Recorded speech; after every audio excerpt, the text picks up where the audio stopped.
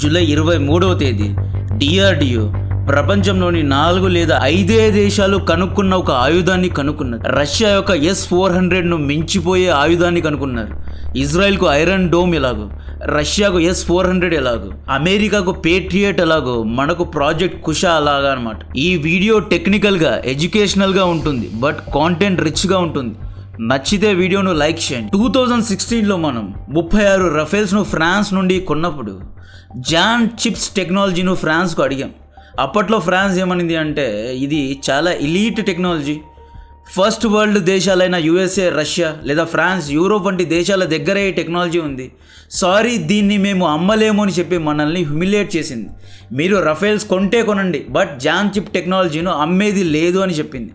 మనం కూడా okay sir, thank you sir అని చెప్పి వెనక్కి వచ్చాం. ఈ అవమానాన్ని చూసి బాధపడకుండా డిఆర్డిఓ, IISc, బెంగళూరు అండ్ హైదరాబాద్లో ఉన్న నానోటెక్ కంపెనీస్ అంటే ఇండియన్ మేడ్ కంపెనీస్ అందరూ కూర్చొని ఇండియన్ మేడ్ కంపెనీస్ అన్నీ కలిసి 2023లో జాన్ చిప్ టెక్నాలజీను కనుక్కున్నారు. ఈ టెక్నాలజీ వల్లే ప్రాజెక్ట్ కుషా ఇప్పుడు సాధ్యమైంది. ఆ జెన్ చిప్ గురించి తర్వాత మాట్లాడుకుందాం. ఫస్ట్ కుషా గురించి మాట్లాడతాం. ఒడిశాలోని అబ్దుల్ కలాం ఐలాండ్లో డిఆర్డిఓ, BELతో కలిసి కుషా అనబడే long and medium range anti missile defence system యొక్క టెస్ట్ను సక్సెస్ఫుల్లీ కంప్లీట్ చేయడం జరిగింది. దీని గురించి రాజ్నాథ్ సింగ్ కూడా ట్వీట్ పెట్టడం జరిగింది. దీన్ని ఈయన గేమ్ చేంజర్ అంటున్నారు. ప్రాజెక్ట్ కుషా అనేది surface to air anti missile defence system. అంటే శత్రు యొక్క మిసైల్ను గాల్లోనే పసిగట్టి గాల్లోనే ఆ మిసైల్ను ధ్వంసం చేసే ఆయుధాన్నే కుషా అంటారు. అరే, మన దగ్గర రష్యా నుండి 1000 కోట్లు ఖర్చు పెట్టి కనుక్కున్న S-400 ఉంది కదా, ఇజ్రాయెల్తో కలిసి తయారు చేసిన బరాక్ 800 ఉంది కదా, మేడ్ ఇన్ ఇండియా ఆకాష్ వంటి యాంటీ మిసైల్ డిఫెన్స్ సిస్టమ్స్ ఉన్నాయి కదా, రీసెంట్గా AD-1, AD-2 అని చెప్పి మనం రీసెంట్గా కూడా ఎన్నో టెస్టులు చేశాం కదా. మళ్ళీ ప్రాజెక్ట్ కుషా ఎందుకు, మళ్ళీ ఇంకొక డిఫెన్స్ సిస్టమ్ ఎందుకు అని చెప్పి చాలా మందిలో ఎన్నో క్వశ్చన్స్ ఉన్నాయి. ఈ మ్యాప్ చూడండి. ఇండియన్ బార్డర్ నుండి 400 కిలోమీటర్ల దూరం నుండి వచ్చే మిజైల్స్ను S-400 ఆపుతుంది. 100 కిలోమీటర్ దూరం నుండి వచ్చే మిజైల్స్ను బరాక్ 800 ఆపుతుంది. 40 లేదా 20 కిలోమీటర్ దూరం నుండి వచ్చే మిజైల్స్ను లేదా డ్రోన్స్ను ఆకాష్ వంటి యాంటీ మిజైల్ డిఫెన్స్ సిస్టమ్స్ ఆపుతాయి. బట్ ఇక్కడ గ్యాప్ చూడండి. 400 కిలోమీటర్స్కు S-400 ఉంది. 300, 200, 100 కిలోమీటర్ దూరం నుండి వచ్చే మిజైల్స్ అన్నిటినీ S-400 ఆపాలి. 80 కిలోమీటర్ నుండి బరాక్ అండ్ ఆకాష్ ఆపుతాయి అనమాట. అంటే 320 కిలోమీటర్ గ్యాప్ మొత్తాన్ని S-400 మాత్రమే కవర్ చేస్తోంది. ఒక్క S-400 9M96 ఇంటర్సెప్టర్ యొక్క విలువ 4 కోట్లు. ప్రస్తుతం రష్యా యుద్ధంలో ఇరుక్కుంది. రష్యా ఇరాన్కు కూడా మిజైల్స్ను సప్లై చేయాలి. ప్రతిరోజు రష్యాపై దాడులు జరుగుతూనే ఉన్నాయి. రష్యా ఫస్ట్ తనను తాను కాపాడుకోవాలి. ఇటువంటి సమయంలో రష్యాపై ఆధారపడడం రిస్క్. ఆబ్వియస్లీ రష్యా మనకు హెల్ప్ చేస్తుంది, నో డౌట్. బట్ ఎంత మిత్ర దేశమైనా కూడా లాజిస్టిక్ ఇష్యూస్ అనేవి ఉంటాయి. అండ్ రష్యాతో ఎక్కువగా ఆయుధాలు కొంటే అమెరికా మనపైన శాంక్షన్స్ వేసే అవకాశాలు ఉన్నాయి. యూరోప్ దేశాలు బాధపడే అవకాశాలు కూడా ఉన్నాయి. రష్యాపై రిలయన్స్ను లేదా డిపెండెన్సీను తగ్గించుకోవడానికే ప్రాజెక్ట్ కుషా అనే ప్రాజెక్ట్ను రెడీ చేసుకున్నాము. కుషాలో 3 ఇంటర్సెప్టర్ మిజైల్స్ను టెస్ట్ చేశారు. First tyre 1 M1 variant. ఈ మిజైల్ 150 కిలోమీటర్ల దూరం నుండి మన వైపు వచ్చే షాహెద్ వంటి డ్రోన్స్ను, బేరక్తర్ వంటి అడ్వాన్స్డ్ డ్రోన్స్ను, గదర్, ఫతే వంటి క్రూజ్ మిజైల్స్ను ధ్వంసం చేస్తుంది అన్నమాట.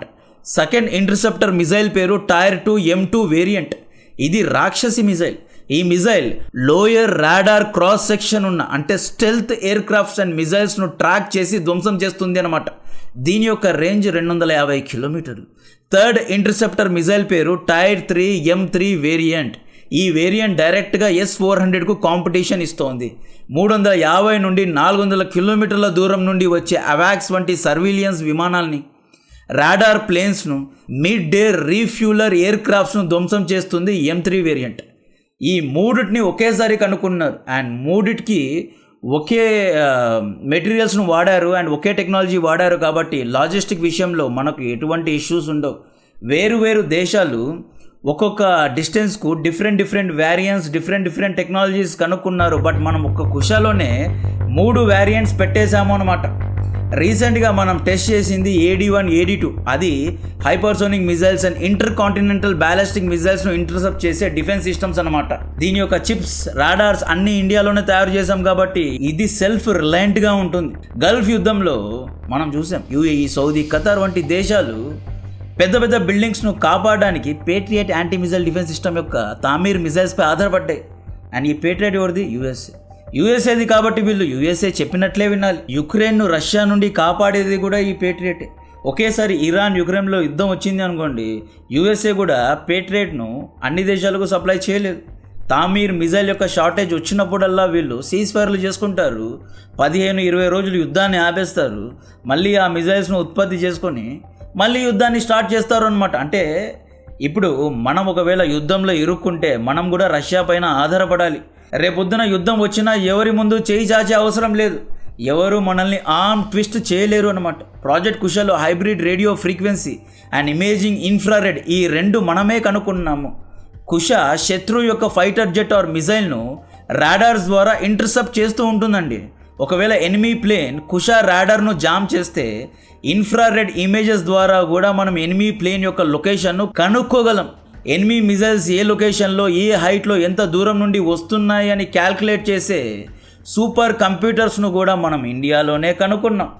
M1, M2, M3 ఇంటర్సెప్టర్ మిజైల్స్ను కూడా ఇండియన్ ఫ్యాక్టరీస్లోనే తయారు చేసుకుంటున్నాం.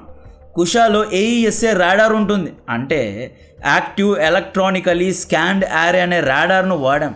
అండ్ ఈ రాడార్ అనేది మేడ్ ఇన్ ఇండియా అనమాట. ఈ రాడార్ 24/7 మన పైనున్న ఆకాశంపై రేడియో ఫ్రీక్వెన్సీ వేవ్స్ ద్వారా నిఘాను ఉంచుతూ ఉంటుంది.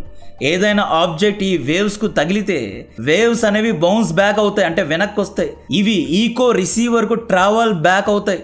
ఎంత టైంలో రేడియో వేవ్స్ వెనక్కి వచ్చాయి అనే దాన్ని బట్టి మిజైల్ యొక్క లొకేషన్ను క్యాల్కులేట్ చేస్తారు అనమాట. ప్యూర్ లెవెల్ సైన్స్ ఇక్కడ దాగి ఉంది. ఈ రాడార్ 600 కిలోమీటర్ వరకు నిఘాను ఉంచడానికి జాన్ చిప్స్ కావాలి, అంటే గ్యాలియం నైట్రేట్ చిప్స్ కావాలి. ఈ చిప్స్ను DRDO 2016లో ఫ్రాన్స్ నుండి కొనుక్కోవాలి అనుకుంది. బట్ జాన్ టెక్నాలజీను ఇచ్చేది లేదమ్మా, ఇంత అడ్వాన్స్డ్ ఎలీట్ టెక్నాలజీను మేము మీకెలా అమ్ముతామనుకున్నారు, ఆశలకైనా హద్దులు ఉండాలి అని చెప్పి ఫ్రాన్స్ హేళన చేసింది, హ్యూమిలియేట్ చేసింది. కట్ చేస్తే మన DRDO, IISc, నానోటెక్ ఇంజనీర్స్ అందరూ కూర్చొని డ్రాయింగ్ రూమ్స్లో డిజైన్ చేసి హైదరాబాద్ ఫ్యాక్టరీస్లో ఈ జాన్ చిప్స్ను తయారు చేసుకున్నాం. ఈ చిప్స్ను కుషా రాడర్లో వాడుతున్నాం. ఈ చిప్స్ స్టెల్త్ ఫైటర్ జెట్స్ యొక్క లొకేషన్ను కూడా ట్రాక్ చేయగలవు. F-35, J-20 వంటి 5th జనరేషన్ ఫైటర్ జెట్ దగ్గర స్టెల్త్ ఉంటుంది. స్టెల్త్ అనేది రేడియో వేవ్స్ను అబ్జర్వ్ చేసే ఒక కోటింగ్. దీని యొక్క రాడార్ క్రాస్ సెక్షన్ చాలా తక్కువగా ఉంటుంది, అంటే ఇది రాడార్స్కు చిక్కవు. అండ్ రేడియో వేవ్స్ను ఇవి జామ్ చేస్తూ ఉంటాయి. జాన్ చిప్స్ ఏం చేస్తాయి అంటే హై పవర్, హై వోల్టేజ్ను తీసుకొని స్టెల్త్ ఉన్న ఆబ్జెక్ట్స్ను నిరంతరం ట్రాక్ చేస్తాయి. కంగ్రాచులేషన్స్ DRDO, సక్సెస్ఫుల్లీ ఇండియాను ఎలీట్ క్లబ్లో చేర్చినందుకు thanks. And thank you France, విమర్శించినందుకు థ్యాంక్స్. ఎవరైనా మనల్ని విమర్శిస్తే దాన్ని నెగిటివ్గా చూడకుండా పాజిటివ్గా తీసుకొని మన స్ట్రెంగ్త్ మొత్తం దాంట్లో పెడితే డెఫినెట్గా ఎలైట్ క్లబ్లో ఎవరైనా చేరగలం. కుషా ఫేజ్ 2లో S-500 లాంటి టెక్నాలజీని కూడా కనుక్కుంటున్నారంట.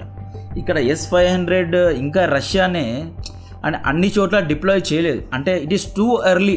S-500 అనేది టూ ఎర్లీ. ఈవెన్ కుషా కూడా ఫేజ్ 1 కూడా సక్సెస్ఫుల్లీ మనం టెస్ట్ చేసాం, బట్ వార్ సినారియోలో దీన్ని టెస్ట్ చేయలేదు. ఆకాష్ను కూడా టెస్ట్ చేసాం మనం.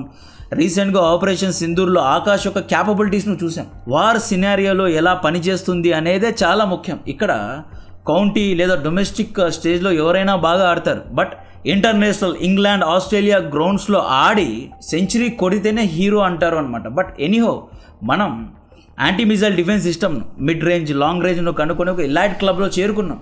మనకి ఇంకా ఎవరి అవసరం లేదు. జాన్ చిప్ కానీ, ఈ కంప్యూటర్స్ కానీ అన్నిటినీ మనమే కనుక్కుంటున్నాం కాబట్టి this is purely made in India.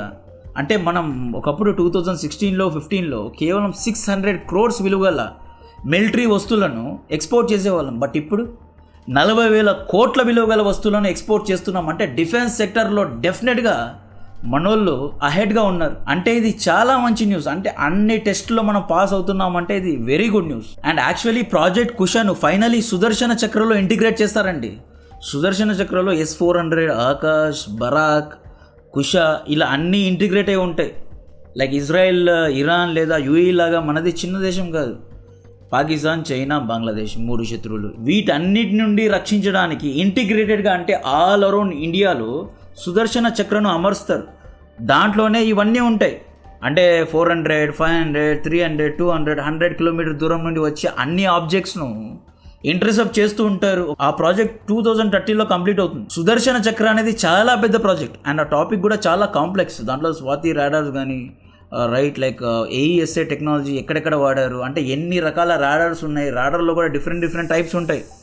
And missile interceptors కూడా డిఫరెంట్ టైప్స్ ఉంటాయి.